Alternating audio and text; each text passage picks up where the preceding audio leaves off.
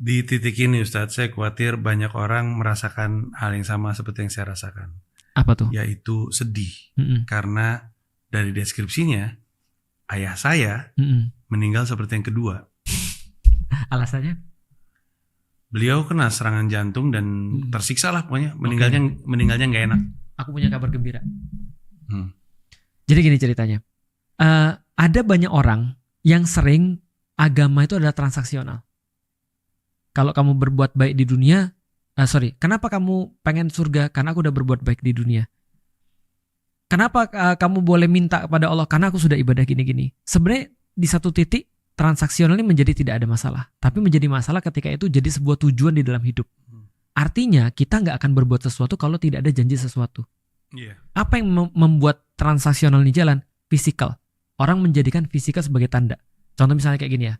Antum pernah ketemu dengan orang-orang yang ini nggak ketika kita bilang, ini nih dompetku hilang, kayak kemarin nih misalnya, motorku hilang misalnya. Aku bilang motorku hilang, orang bilang, Ustadz kali pas beli nggak pakai Bismillah. Gitu kan. Jadi seolah-olah harus ada transaksional yang terjadi di situ dan sesuatu bersifat fisik. Contoh ya, kalau misalnya ada orang tiba-tiba meninggal di hari Jumat lagi senyum, berarti dia pasti banyak pahala.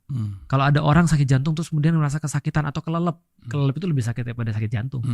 Itu pasti dia kemudian meninggal karena dia banyak dosa. Apa kabar yang terjadi di Gaza? Meninggalnya aku yakin secara fisikal lebih parah daripada bapak gitu kan ya.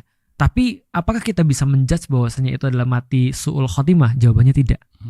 Kita cuma bisa mengatakan kalau ada orang yang meninggal dalam keadaan tenang, insya Allah ini husnul khotimah. Tapi kalau ada orang meninggal dalam keadaan sulit, kita bisa katakan bahwasanya alhamdulillah bisa jadi dia punya kesalahan-kesalahan ketika di dunia dan semuanya sudah dinolkan oleh Allah dengan kesakitan. Jadi semuanya jadi baik kan. Tapi yang sudah pasti adalah kita nggak tahu nih kita matinya seperti apa. Tapi yang jelas bekal itu harus ada dan termasuk salah satu bekal adalah anak yang soleh kan gitu.